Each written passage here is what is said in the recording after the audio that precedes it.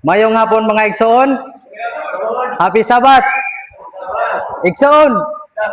Dasig. Mo gini ato adreno ba sa Bisaya. Dito sa Manila lahi po dito. Dire sa ato di man sila kasabot dito dasig. Una nga lahi ilaw po dito kay Tagalog man to sila. Muna karon mga igsoon kaganina nag-experience ko mga igsoon. May tungod sa ako ang kinabuhi sa dili pa ko Adventist. Sa dili pa ko Adventist hangtod nga nahimo na kong Adventist.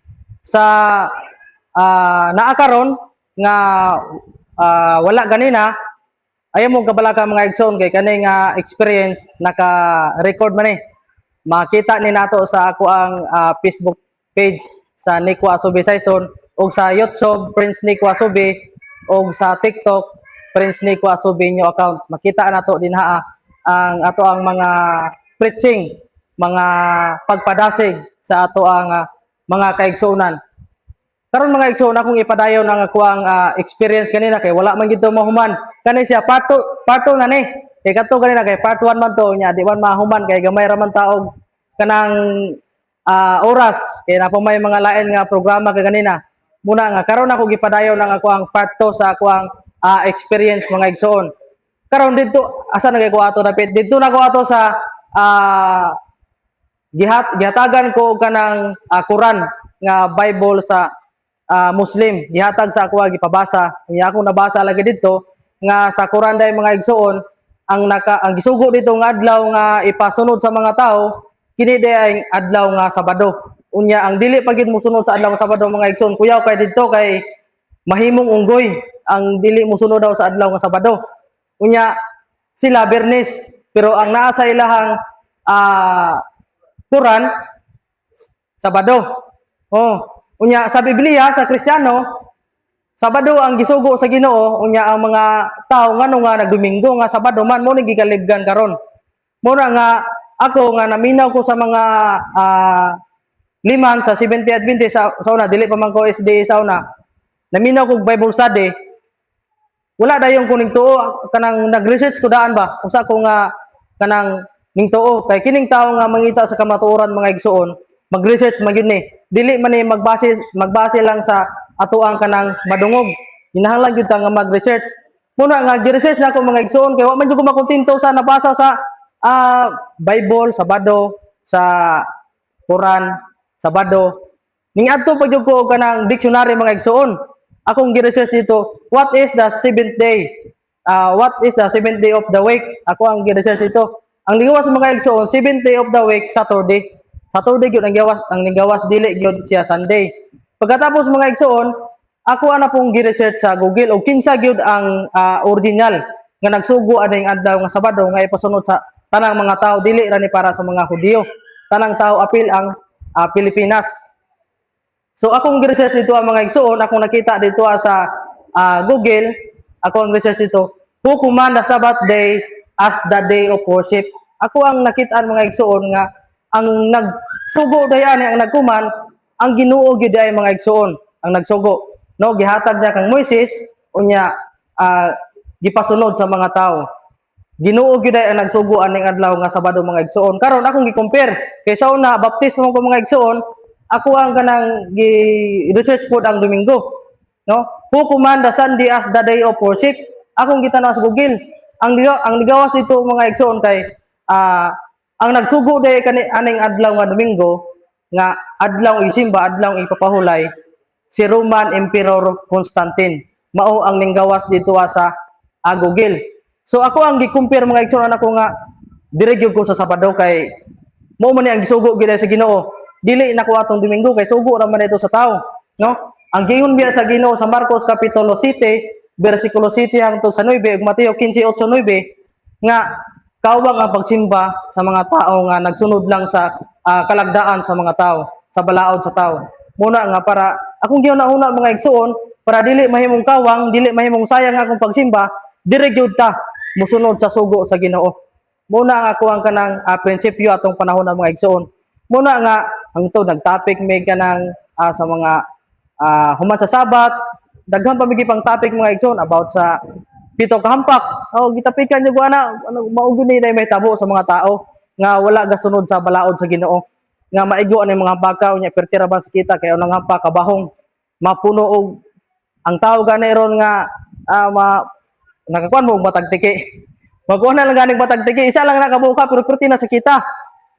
Perti na sa kita unsa pa kanang mapuno og kabahong imong lawas nga di na maulian. Muna isilot sa Ginoo maigo ka sa pito kampak muna nga nakadesisyon ko mga igsoon paghuman atong pito kampak nakadesisyon ko nga magpabautismo sa Seventh-day Adventist Church. Unya, lipay kayo ang mga liman nga nag-Bible study. Unya, at apel ako mga igagaw, nabautismuhan po sila 14 may kabuk na bautismuhan atong mga igsoon. Kauban sa ako ang mga igagaw. Unya karon, ang ako ang magginikanan, wala na bautismuhan. Pero apel sila paminaw gyapon. Kay ako ang mama, devoted man siya sa Baptist. Niya akong papa, devoted po sa Catholic. Pero medyo nalibog na sila ato pero wala pa lang yun sila ning tuo kay tungod sa ilang prinsipyo. Lisod mangugay ni ang tao mga igsoon o kanang kuan jud kanang prinsipyo imong ipairal ba, no? Nabi eroy kanang panultihon nga kung unsa nga ako ang gikamathan, mo puy akong pagkamatyan, no? Muna nga nag-Bible study sa diha nga Adventist ako mga igsoon nahimo ko nga kanang voluntary missionary, nag-Bible study ko nga sa mga tao. No, nya ako na Bible studyhan kay kanang kuan man to igsoon kanang senior citizen na ba? No. Ana man siya nga ay kanang dito lang sa uban brad kay mao na man gyud ako kung unsay akong namathan, mo puy ako ang pagkamatyan. No, nya ako sang gitagaan og ilustrasyon ana ko inung ani nay kanang pananglitan nay dire makaning mata sa imong balay. Unya masunog ni imong balay nay, di day ka mo gawas. Kay diri makanamata dili day ka mo gawas dinhi ani balayan nimo. Ana siya sa kuwao, amo gawas ko oy kay mamatay ko masunog ko. Ana ko mao puna sa atong pagduunay. Sa diha nga makabalo tas ka matuoran sa Biblia, dili nato ipairal lang ato ang prinsipyo, no? Ato yung sundon tong sugo sa Ginoo kay ang silot ba sa Ginoo sa mga tao nga wala gasunod sa sugo sa Ginoo, impierno di labaw para sa nasunog imong balay. Mo ako sang giingnan. Mo na nga sa ako ang kinabuhi mga igsoon, na-convert ko sa Seventh-day Adventist atong March 18, 2021. Nahimo kong Seventh-day Adventist. Gikan sa akong pagkabata hangtod 20, pagka 20 nako, usa ko ka Southern Baptist Church. Pero uban sa tabang sa Ginoo mga igsoon, ning gamit siya tao nga gipaadto sa ako nag-Bible study, karon nahimo na kong Seventh-day Adventist. Unya, ang ako ang kanang mga ginikanan mga igsuon, ako po ning i-appeal karon sa pag-share og giunsa pod sa Ginoo pag dala sila dire sa simbahan, dire sa kamatuoran. Ang ako ang gibuhat mga igsuon, kay sa una sa dili pa ko Adventist, bugoy man ko. Ang una nako reforma sa akong kagalingon, ang ako ang kinaiya. Ako sa una kay sige ra maguglaag sa una.